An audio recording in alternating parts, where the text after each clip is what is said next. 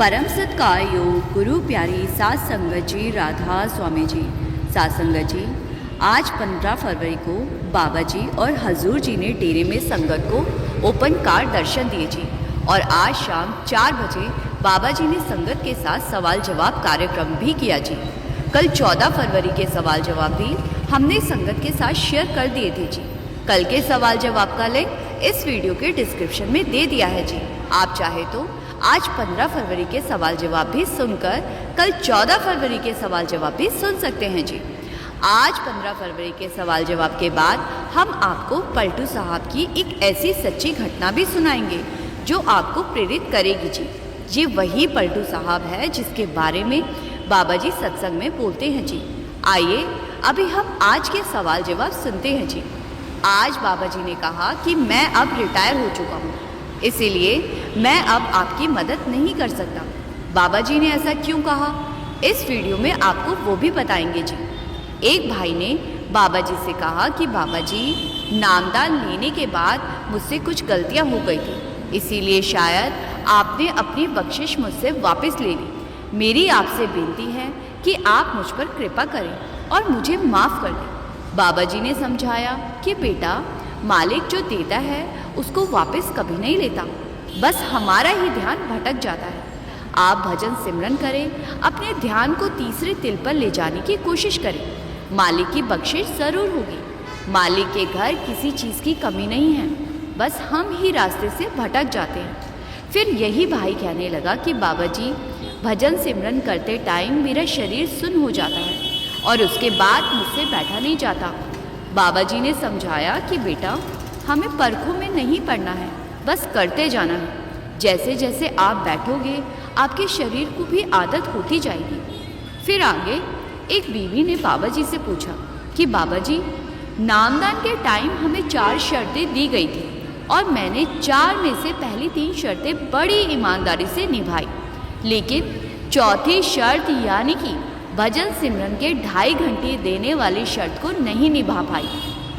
बाबा जी ने कहा कि बेटा, ईमानदार लफ्ज़ का इस्तेमाल मत करो, हमारा काम है मेहनत करना। अब हम सोचें कि एक ही दिन में घर बनकर तैयार हो जाएगा, तो ऐसा तो नहीं हो सकता ना। आप अपनी तरफ से टाइम को बढ़ाने की कोशिश करो, एक दिन आप 2.5 घंटे तक पहुंच जाओगे। फिर यही बीवी कहने लगी कि बाबा जी, मेरे घर एक बुजुर्ग थे, वो बिना नामदान के ही संसार से चले गए, तो क्या अब उन्हें भटकना पड़ेगा? बाबा जी ने समझाया कि बेटा, ये मोहर हमने लगाई हुई है, मालिक की तरफ से कोई मोहर नहीं लगी। आगे बाबा जी ने समझाया कि बेटा, भजन सिमरन का असल मकसद है कि ध्यान को एकाग्र करके मालिक की पहचान करना, मालिक पर विश्वास करना। जब हम मालिक पर विश्वास करने लगते हैं तो मालिक के साथ हमारा रिश्ता तो तभी से जुड़ जाता है। इसीलिए आप इतनी गहराई में मत सोचा करें। मालिक कभी किसी के साथ कोई भेदभाव नहीं करता।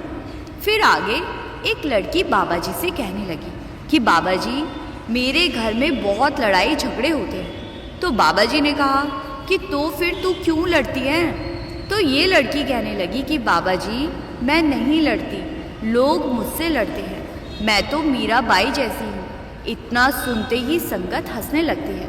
फिर बाबा जी ने कहा, जब लोग तुझसे लड़ने आते हैं तो तू झांसी की रानी बन जाएगा। संगत फिर से हंसने लगती है जी।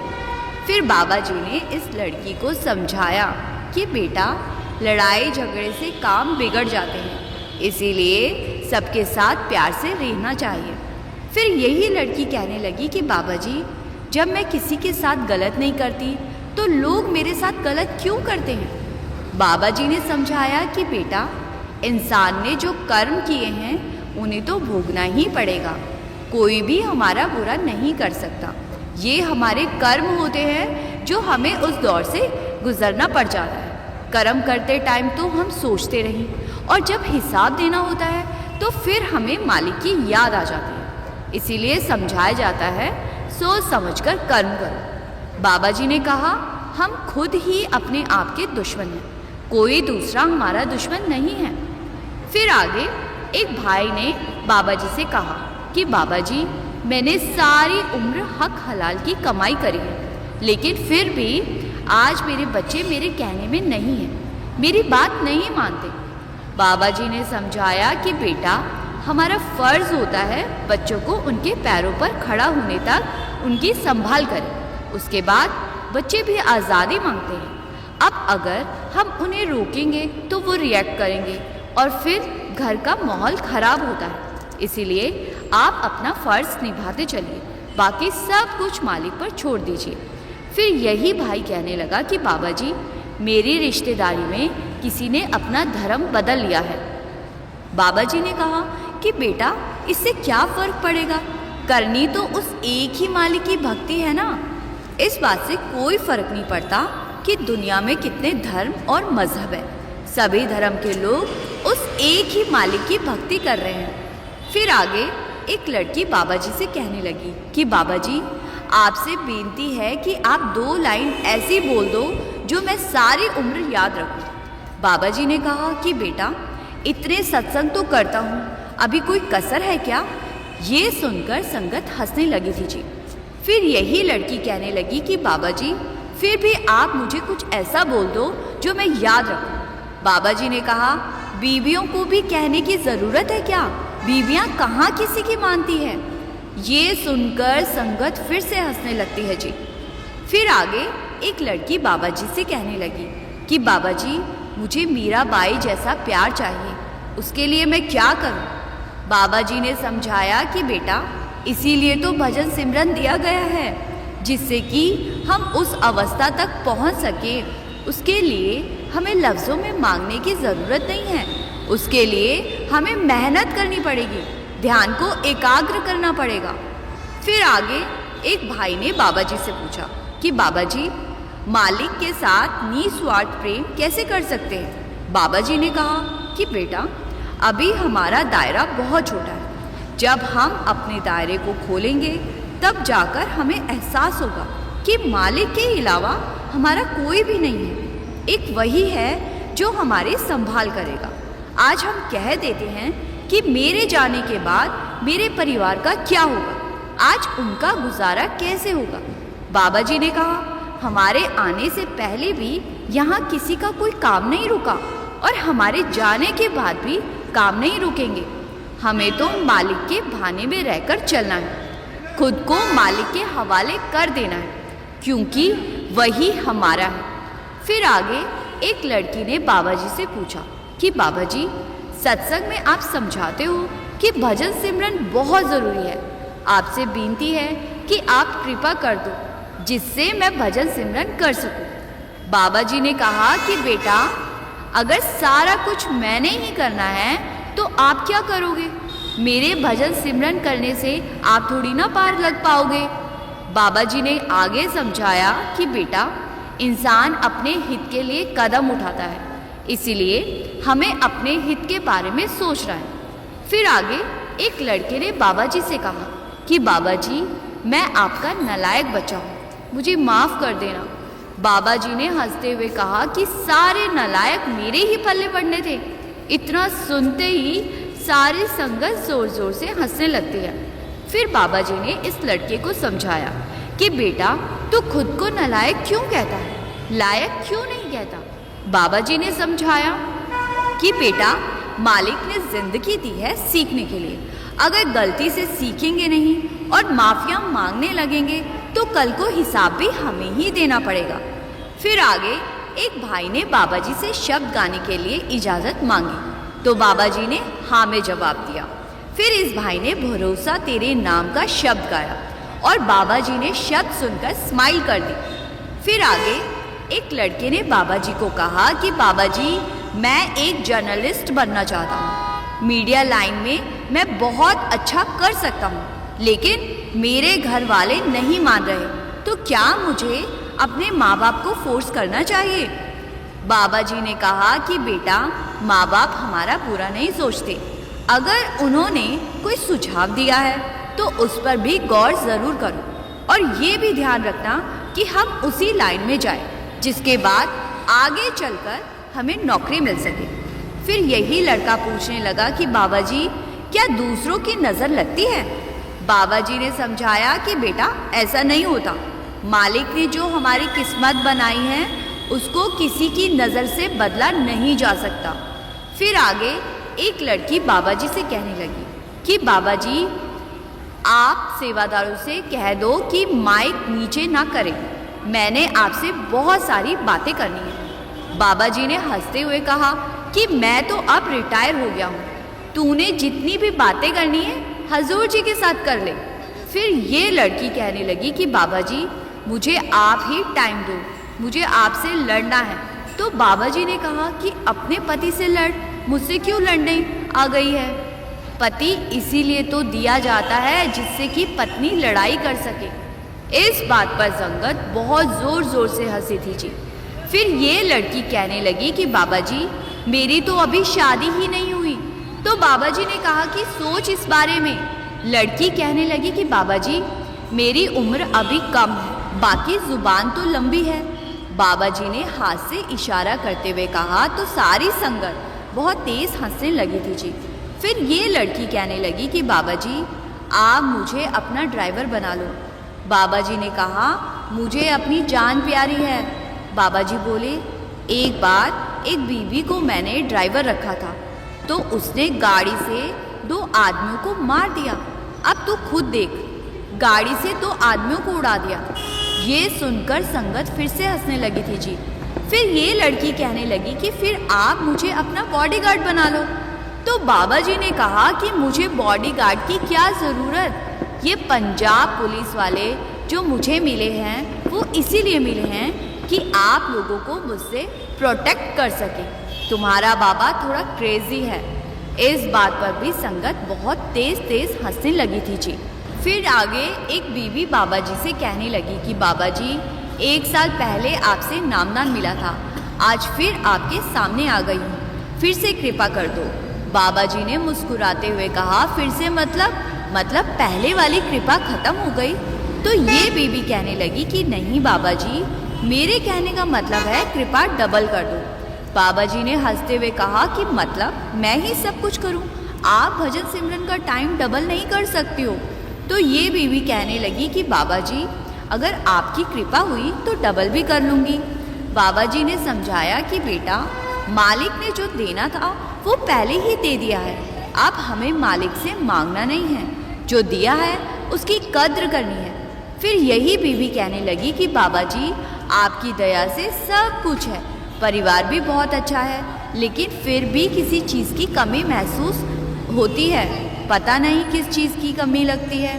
बाबा जी ने कहा कि बेटा, हम सोच लेते हैं कि ज़्यादा दौलत होगी, अच्छे रिश्ते होंगे तो हमें अंदर की खुशी, अंदर का सुकून मिल जाएगा, जबकि असल बात तो ये है कि सबसे ज़रूरी अंदर की शांति है।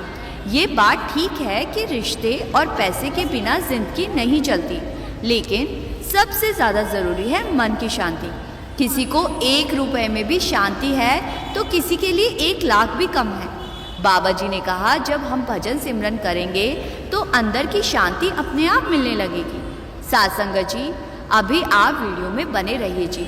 जैसा कि वीडियो के शुरुआत में मैंने कहा था कि सवाल जवाब के बाद आपको पलटू साहब जी की एक ऐसी सच्ची कहानी सुनाऊंगी जो हर सत्संगी को सुनना बहुत ज़रूरी है जी।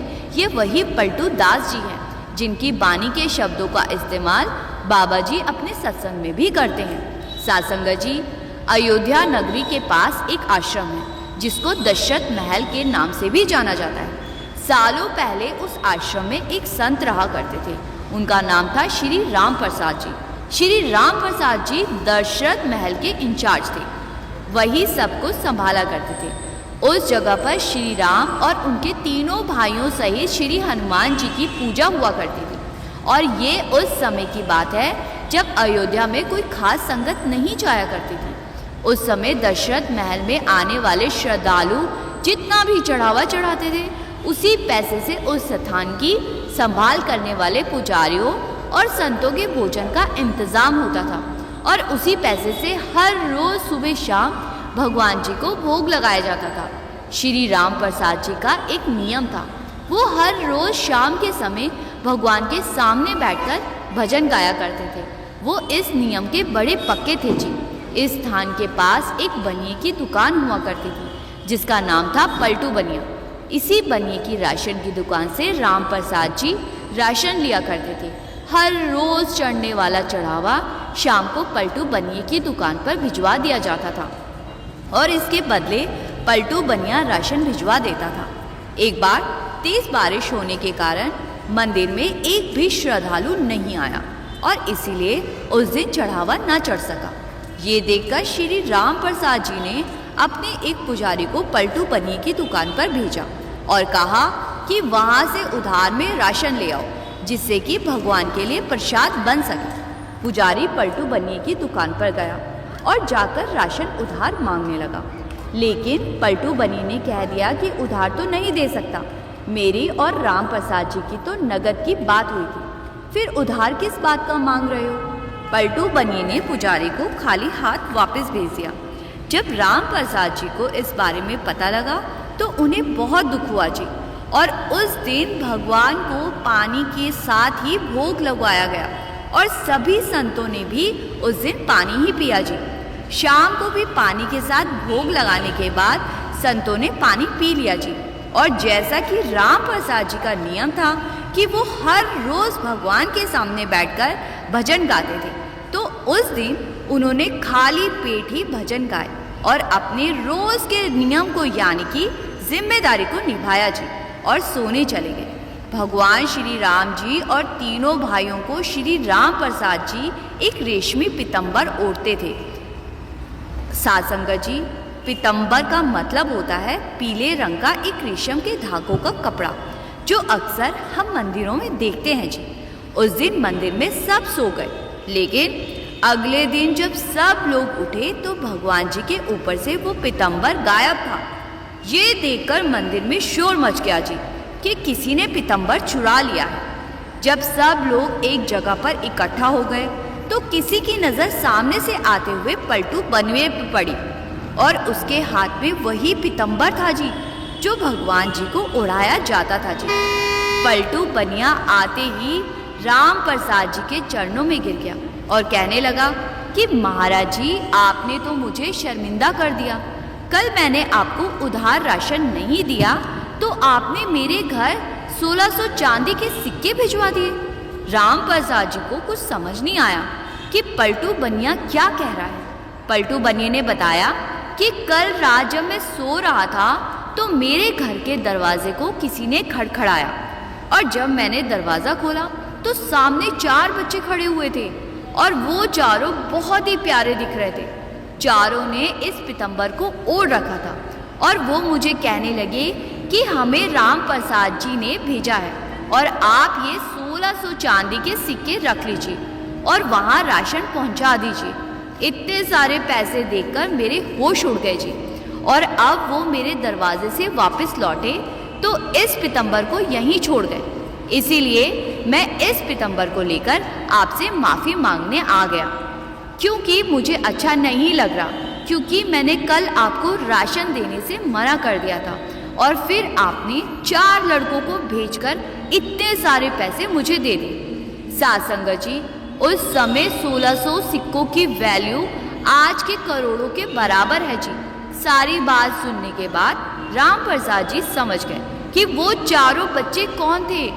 राम प्रसाद जी ने गर्दन घुमाकर सामने रखी भगवान श्री राम, लक्ष्मण, भरत और शत्रुघ्न की मूर्ति देखी और रोने लगे और भगवान से कहने लगे कि मैंने इतने साल आपकी सेवा की है, हर रोज भजन गाए हैं, लेकिन आपने मुझे दर्शन ना देकर इस बनिए को दर्शन दे दिए। जब ये बात पलटू बनिए ने सुनी तो उसके होश उड़ गए जी, और वो सोचने लगा कि कल रात मेरे घर खुद भगवान चलकर आए थे और मैं उन्हें पहचान भी नहीं सका। पलटू बनिया बहुत ही फूट फूट कर रोने लगा और उस दिन से पलटू बनिया पलटू दास बनकर भगवान श्री रामदास बन गया जी। उसने परमार्थ को अपना लिया और उसी दिन शाम को रात प्रसाद जी जब भजन गा रहे थे तो उनकी सूरत चढ़ गई और वो बेसुध हो गए। कुछ देर के बाद जब वो अपनी असल अवस्था में पहुँचे तो उनके माथे पर एक बिंदी रूपी गोल तिलक लगा हुआ था। जब दूसरे संतों ने उस बिंदी का रहस्य पूछा तो राम प्रसाद जी ने बताया कि माँ जानकी ने खुद इस तिलक को मेरे माथे पर लगाया है और उस दिन के बाद उस तिलक को राम प्रसाद जी ने हमेशा के लिए अपने माथे पर धारण कर लिया जी। साध संगत जी, पलटू दास की इस कहानी से हमें पता लगता है कि भगवान जब हमें कोई कष्ट देता है तो हमारी परीक्षा लेने के लिए देता है। जो राम प्रसाद जी की तरह कष्ट आने के बाद भी मालिक के प्रति अपनी ड्यूटी निभाते हैं जी। फिर उनकी संभाल करने मालिक खुद आ जाते हैं और अगर मालिक से ये सब ना करते तो पलटू पनिया कभी भी पलटू दास ना बन पाते। हमारे जीवन में जो कुछ भी होता है ये सब कुछ मालिक की प्लानिंग से होता है और हम सोचते हैं कि करने वाले तो हम ही हैं। साथ संगत जी, अब इस वीडियो को यहीं समाप्त करते हैं जी। संगत जी से मेरी विनती है कि इस वीडियो को लाइक करके कमेंट में राधा स्वामी ज़रूर लिखिए जी और संगत के अपने इस चैनल रूहानी सफ़र को सब्सक्राइब कर इस चैनल का एक हिस्सा ज़रूर बनिए जी। गुरु प्यारी साध संगत जी, राधा स्वामी जी।